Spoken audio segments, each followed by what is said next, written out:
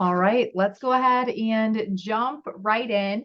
My name is Rachel Taylor. For those of you who haven't met me, I'm our Director of Nursing Services. I'm super excited to join you all. Really, our focus for today's webinar is to really focus on, how can I take a question and maybe I'm thinking wrong about what the answer might be, and how can I swap that to get it right? So I did add a lot of farm into this little test that we're going to do today. And the reason I did a lot of farm is, let me know in the comments, anyone struggle with farm where you're like, ooh, yeah, farm is not my favorite. Can anyone relate to that? Someone asked for the week schedule for webinars. I can go ahead and show you guys that when we end. I can show you a few things on the website.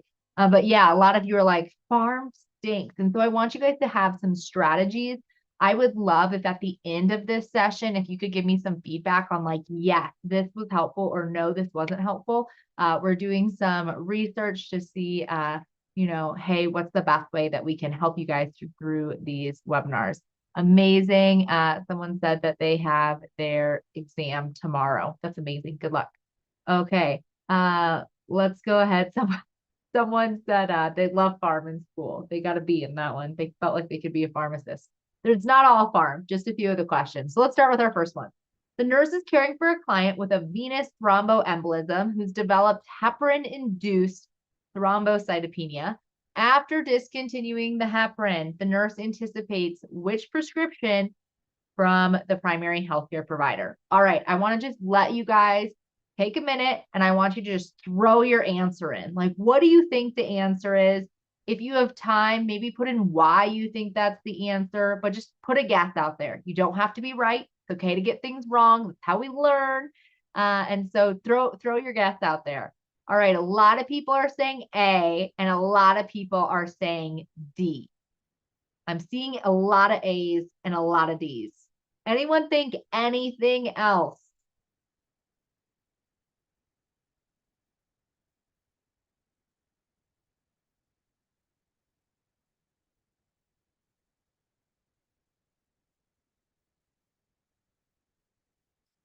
Okay, let's go ahead. Let's start talking through this. A few people got it right. Caroline on Facebook, whoop, whoop, you're the only one I saw that actually got this option correct, or this question correct. So really big shout out. So let's look at these. Let's start with enoxaparin. So when someone goes into heparin-induced thrombocytopenia, we immediately have to stop the heparin, right? We have to get rid of the heparin.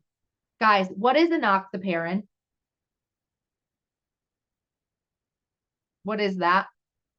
Low molecular weight heparin, right? Low molecular weight heparin. Do we want to add any more heparin to this client? Do we want any heparin at all? No. So do you think it's safe to say, hey, we can get rid of A? What do you guys think? Can we get rid of A? Are we in agreement here? All right. B, dabigatran. It's kind of a weird one, kind of a tongue twister. Does anyone know what this medication is? It's another blood thinner, right? It is a blood thinner. Does it have any heparin in it? Anyone have a guess here? Any heparin? No, this one's a lot safer of an option. I actually like B. We do need a blood thinner of some kind, right? They had heparin-induced thrombocytopenia. They clearly need to be on a blood thinner, but we want to make sure it has no heparin source. So I actually like B. I would actually keep B on the table. Now C, ketorolac is the next one. Does anyone know what type of med ketorolac is?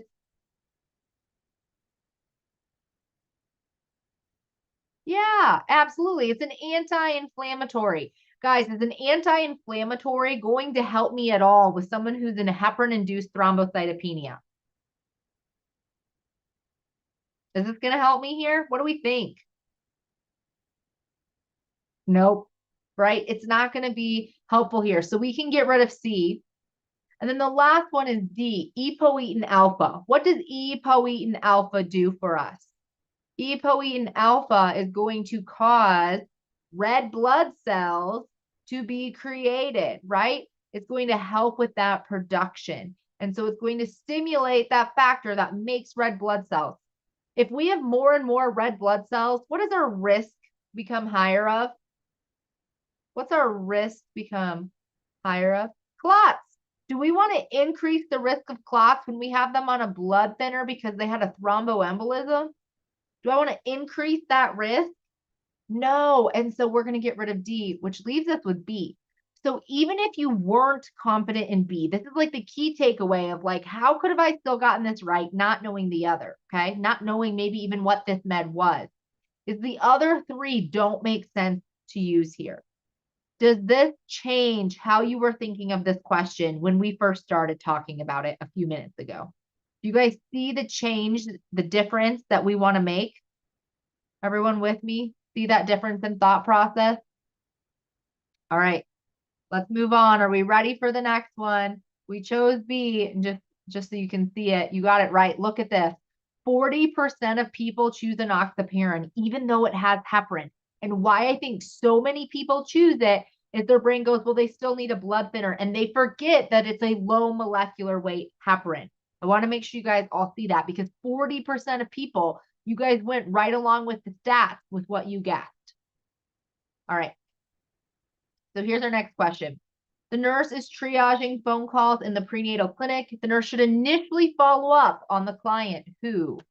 Let's see how you guys answer this one.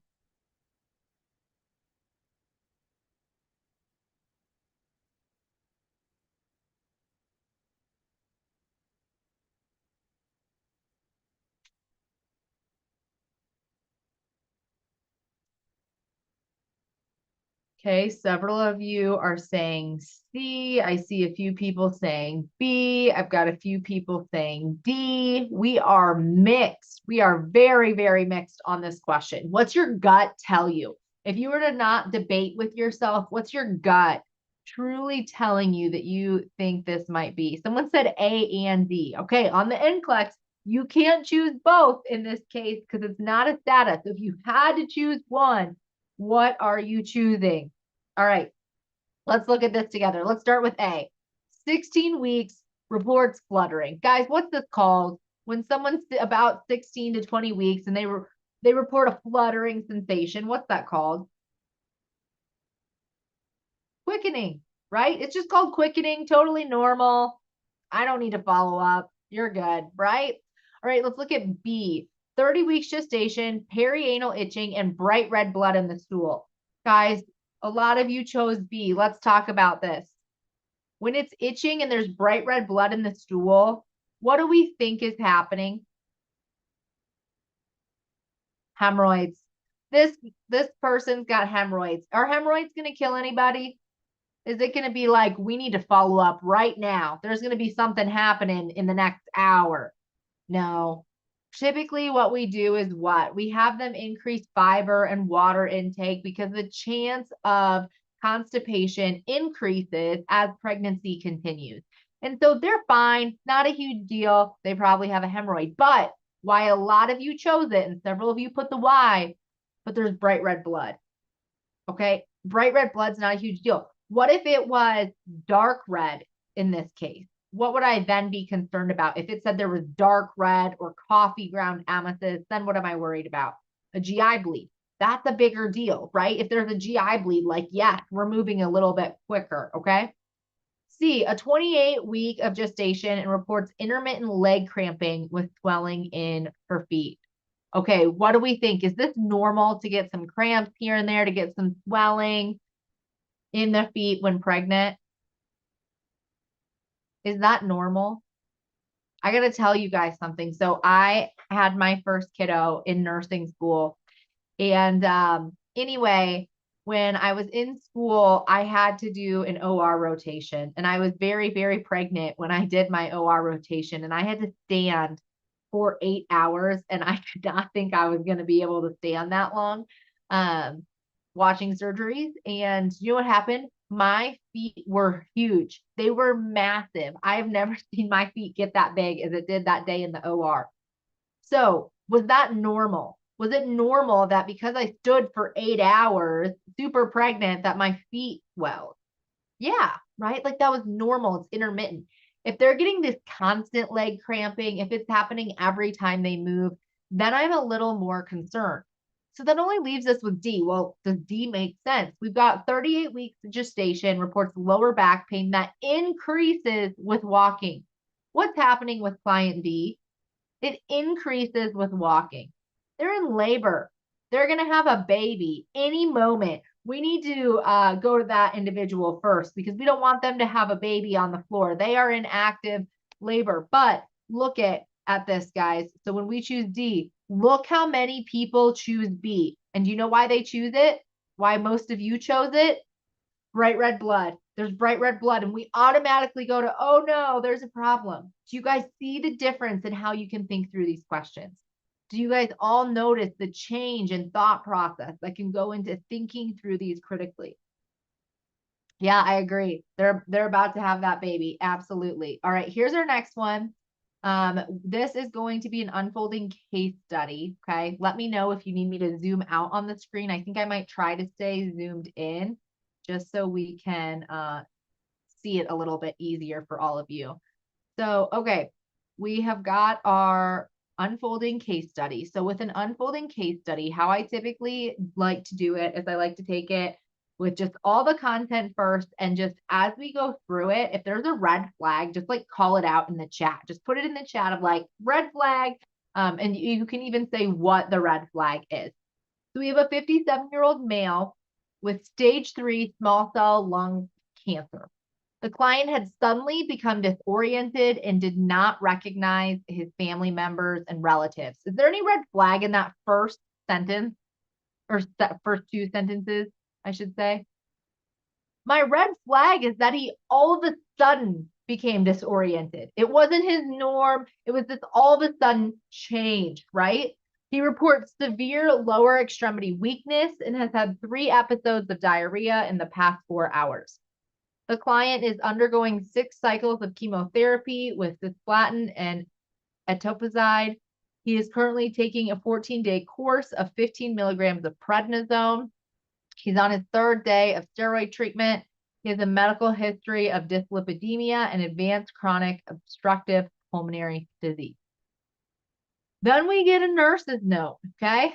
Client is completely disoriented, required maximum assistance to the stretcher because of unsteady gait.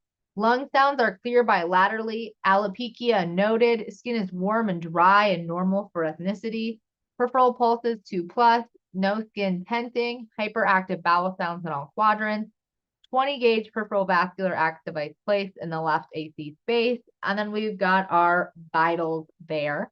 Pulse ox is 91% on room air. And then we did some labs.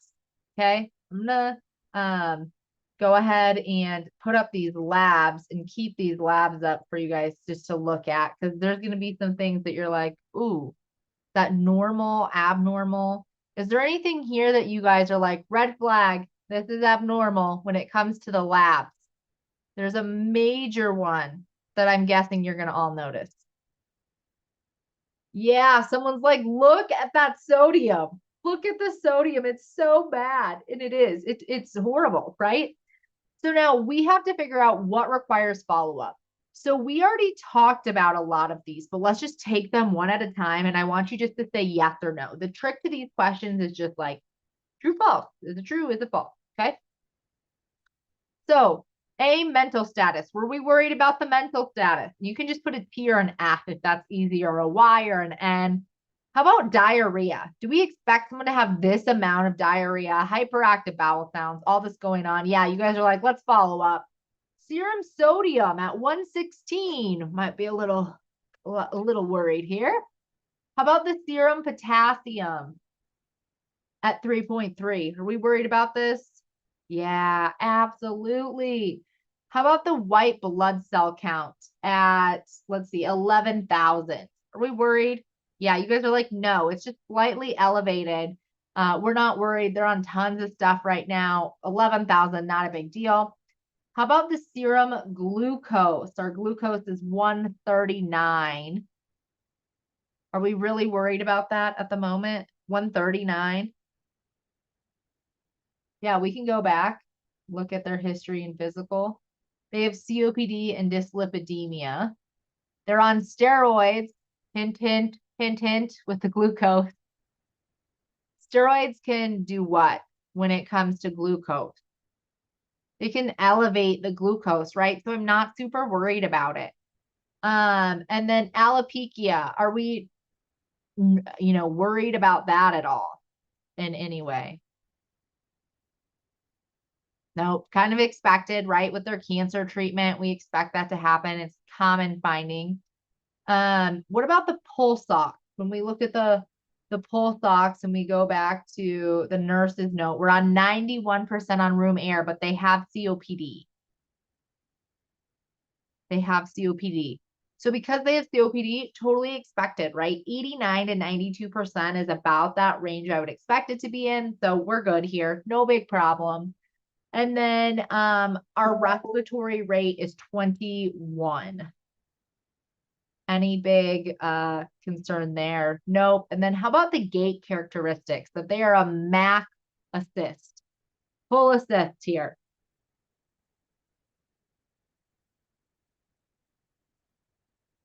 Yeah, I'm worried. Like if someone just has this sudden change, right? All right, so then we get our next question, which let me zoom out a little bit so you can see it. And so what this one is looking at here is just, we've got the same case, nothing changed here with our tabs, but we want to specify if for each condition, click to specify if it causes hypo or hypernatremia. SIADH, do you guys think that is hyponatremia or hypernatremia? If you think it's hypo, you can put hypo or put 1. If you think it's hyper, put hyper or 2. Okay, a lot of you are saying hypo, and yeah, what happens is they retain a whole bunch of water. So in this cup, I've got water. Let's say I put a little bit of salt in the bottom, and then I filled the whole cup with water, right? My salt's going to be a lot less concentrated than if I took out that water. It's the same thing with SIADH. Now, in diabetes insipidus, do we expect hypo or hyper? The second one, SIADH, hypo or hyper? Yeah, you guys are like opposite. We're thinking maybe hyper here. How about our next one, which is adrenal insufficiency? Adrenal insufficiency. It'd be equivalent to like Addison's disease. What are we thinking for that one? So you guys are right for those of you that said hyponatremia. What happens with Addison's is in Addison's disease or adrenal insufficiency, we actually have vascular collapse.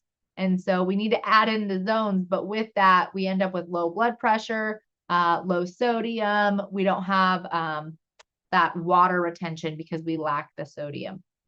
And then what about Cushing syndrome? Do you guys think hypo or hyper? Yeah, it's more likely if we're going to have one that they're going to have hyper. Very good job on that one. So then here's our next question. I'll zoom back in to make it a little easier to see. So our next one here is, again, same case. There's no new information. Complete the following sentence by choosing from the list of options. The client is demonstrating manifestations consistent with. Do we think they have Cushing's, diabetes insipidus, or SIADH? What one do you think might be going on here? They're super disoriented all of a sudden. Our sodium is bottomed out. It's just super duper low. So that should get rid of one of them. What one? Ooh, all of you are saying, hey, we think SIADH here. And how do we know? The COPD, the small cell lung cancer, or the corticosteroid usage? What probably has caused this? This one's actually really hard. Remember, we said SIADH. SIADH doesn't have anything to do with steroids. Cushing's would have to do with using steroids. So if we know that it's not the steroid use, and we know COPD isn't going to lead to this, we can say, oh, it's the cancer. Do you see the difference in how we think there? A lot of you went very quickly to SIADH and that being steroid use, but steroid use isn't what causes SIADH. What does steroid use cause? Cushing. Overuse of steroids leads to Cushing, but we already said that wasn't the problem. Do you guys see the mindset shift that happens there? Anyone notice that kind of change in mindset that happens? All right, we're gonna zoom out again, do our next question. We have to zoom out a little bit more. There we go. All right, so now we have to determine for each order, specify whether the potential order is indicated or not indicated. So no new, we did get a new nurse's note. Sorry, the client is completely disoriented, required maximum assistance. We already knew that. At 0850, we got verbal orders received from physician to insert a catheter. And at 0910, the catheter was inserted with sterile technique, and we got 40 mils of dark yellow urine returned. Okay. So thiazide diuretic. Would we want to give a thiazide diuretic to someone who has SIADH going on, knowing that their sodium and potassium are horribly low? No. So do you guys see how you first said yes? Like, oh, a diuretic, they've got too much volume. But then when we take in that whole client scenario, it's like, no, that's not a good idea. We actually shouldn't do that, right? Do we want to watch their heart? Like, should we be checking out what's going on with the heart here? Yeah, absolutely. Yes, right. Their potassium was low. How about start seizure precautions? Absolutely. Yes. How about IV hypotonic fluids? So that's like half NS is a hypotonic solution.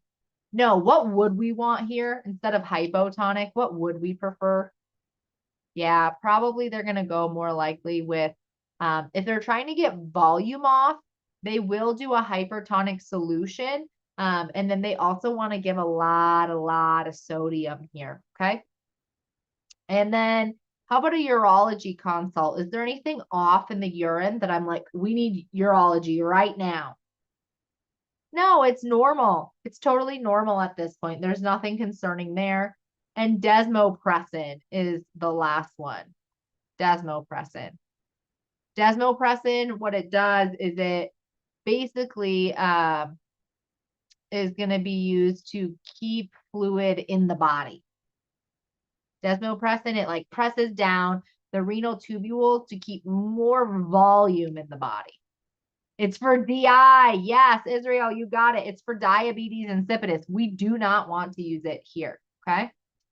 So we went ahead, we got our answers there. You guys absolutely got those. Do you see the changes we're making in our thinking of how we're thinking through this? We seem very quick sometimes to choose an answer, and we just have to change our thought process and make sure that we're thinking of the full client scenario. All right. So then here's our next one. Let's make sure we didn't get any new information, and we did. We have to admit to the ICU. We need a nephro consult, oncology consult, fluid restriction, daily weight. I know. We're going to get fluids at 75 mils per hour, tolvaptan, and then we're going to do that first dose right now, and then a neuro assessment every couple hours. So this is going to kind of give us some sentences that we have to finish. So prior to administering the first dose of our tolvaptan, the nurse should obtain an order to review the client's baseline what? Do we need to check their TSH, their troponin, or their liver enzyme? This is hard if you're like, I have no idea. I want you to think of what would most likely be affected with medications. What would most likely be affected with meds? Yeah. Nua, I'm sure I'm saying your name wrong. And Noah, yeah, absolutely. Mary, Ariana, Evelyn, Janelle, you guys have got it. You're saying the liver. Okay, the liver. Yeah, typically, if I don't know, I'm choosing the liver or the kidneys. The kidneys weren't an option, so I'm going with the liver. I would only choose troponin if I'm worried about the heart. And then TSH, I would worry about for anything that's going to affect the thyroid gland or potentially the pituitary gland in the head. That can kind of affect our TSH and how it works. So, and then as blank is a serious adverse effect. Well, this one's obvious, right? Because we get the first one right, we're not going to choose thyroid. We're not going to choose myocardial. We're going to have to choose liver injury. The others wouldn't make sense here. They have to go together. And then iodine, by the way, really can affect the thyroid. So that's the other one to know. And then osmotic demyelination syndrome is another serious adverse reaction of this med and requires monitoring of the client's what? Would you want to check their urine output, their GCS, or their blood pressure? Demyelination. Demyelination. Think about where that's happening. You guys got it. GCS, we're worried about the brain here and how the body's going to respond to that. And then we get our final question. Did we get any more information? It doesn't look like it.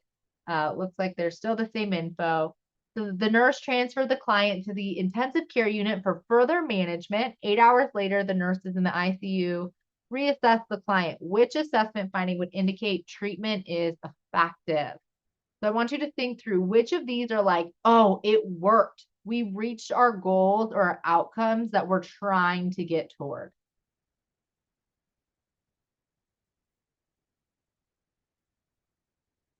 Like this fully worked. It's effective. We probably don't need it anymore. GCS of 15 looks great. They're oriented. They're not as weak. This sodium still needs help. There's still a seizure risk here. And their pulse tells me that their volume isn't at a good place, that the heart is overcompensating still. So C, D, and E would be our right answers there. You guys did amazing. I want to know from you guys, was this helpful? Was it helpful to look at kind of these hard level questions? Pretty much all the ones I chose were like hard level, ones that students get wrong all the time. So let me know what you guys thought of it. Awesome, amazing. Yeah, you want me to explain E. Let's go ahead. Let's talk through E really quickly. And then I'm going to show you a couple things on the website. If anyone doesn't have Archer, I have a really great discount to share with you. Decrease lower extremity weakness. It means the weakness is going away and they're getting stronger. That's what E is really looking at. And so when someone has SIADH, they feel really, really weak because they're holding on to all of this volume. But yeah, it is kind of like a double negative here of like, okay, lower extremity weakness, but it's decreased. It means it's getting better. They're getting stronger. Does that make sense? Let me know if that makes sense now that I explained it that way. So what I want to show you, we have a kind of an awesome deal going on right now. So for our repeat test takers and really anyone, we have a 30% off code. Is anyone like, yes, I really want this code? Anyone interested to see the 30% off code? So I'm going to put the link in the chats because I think you may have to go through this link in order to get to it. So let me go ahead and grab the exact link for you all. Okay, there I just put it on Zoom, and let me go ahead and get it on Facebook and YouTube. So if you click that link, it's for our SurePass package specifically. I'll go ahead and I will pull it up. You guys should be seeing my screen. But anyone can truly use this. The code is future RN30. So you would just go click it and then you would click get SurePass. And when you click it, it's going to go right to your cart. And then you just go ahead and you enter the coupon code of future RN30. It'll apply it and it'll take that discount off. Of course, I have something on there that it doesn't apply for. Let me redo that. And so it's stuck. It for sure thinks that I want the tease package. Let me redo that. And so it adds it, and then you can see that discount, and you can see it takes off about $50 off of the package. So if you're like, hey, I really want this, we don't do a refund. I'm so sorry. I know some of you are like, I just bought it. We don't do a refund. We just started this campaign. We want to make sure we support anyone who is struggling to pass. We want to be there for them. But it is kind of a nice little, hey, you technically, you could use it no matter what, if it's your first time or not. Somebody said, is it true that if you're a repeat test taker, the grading is different? False claim. People say it all the time. That is incorrect. I attend conferences from NCSBN every single year. They talk about scoring. What does happen with scoring that I do want to point out is what happens with scoring is that when you are a repeat test taker, your chance of passing is lower, just statistically looking at people who test the first time versus test later. That's not because the test is harder. There's other factors at play here. Think about it. You're longer from graduation. Your confidence can sometimes suffer. Like, that's huge. Is anyone here a repeat test taker? Anyone here a repeat test taker? Okay, several of you are like, yes, I am. I just want to tell you, and if you're like, I'm still unsure what product I'm going to use, that 30% off code is awesome. It only goes through the 8th. So use it this week because huge. But you are not defined by your number of NCLEX attempts. No patient is ever going to say, Rachel, how many times did you take the NCLEX? And so I want to just remind you of that, of like, you are not defined by one exam. And I get that it's hard. I get that it's challenging. I have worked with thousands of repeat test takers across my education career as a nurse educator, and it is challenging. I've been with people through the moment they find out and they are crying. I've been with people and they're yelling. I've been with people who don't know what to feel. The emotion is okay. You can go through that emotion. But the key thing here, the important thing here is that you don't attach your self-worth to it because you are more than one test. You are worthy, you are capable, and you have to remind yourself of that because it is really hard sometimes. And if you're like, I am just struggling, feel free to reach out to me via email. You can email me. It might take me till tomorrow to respond. Just a disclaimer, Rachel@archerreview.com. It's just RACHEL@archerreview.com. Email me. We want to help you reach your goals. We want to help support you. And being in that repeat test taker group is hard. But let me tell you, I get emails almost every day from students I work with that go on to pass. And that's what I want for each and every one of you. So if that goal feels maybe just a little out of reach, know that you can get there. Is it going to take hard work? Yes, but the hard work is absolutely worth it. And so some of you are like, hey, I'm freaking out. I felt numb. This is challenging. Reach out. We are here to support you. You do not need to freak out. Take a deep breath and remind yourself you are capable, you are worthy, you are smart enough to do this. And if you don't know where to get started again, that's exactly what I want you to do is that link I sent in the chat. Go find that link, do the 30% off SurePath, follow the 12-week study plan. That's what I recommend to our repeat test takers. That is 100% what I would do. I do have a video on YouTube though, as well that goes through all of it really in depth. But my email one more time is Rachel, RACHEL @archerreview.com. I wish you guys the best of luck. Thank you so much for hanging out with me over the last half hour. And again, we're here to support you if you need anything. Good luck on your exams as they're coming up. Good luck in your prep process and keep showing up and be consistent. Thanks for being a part of the Archer Review community.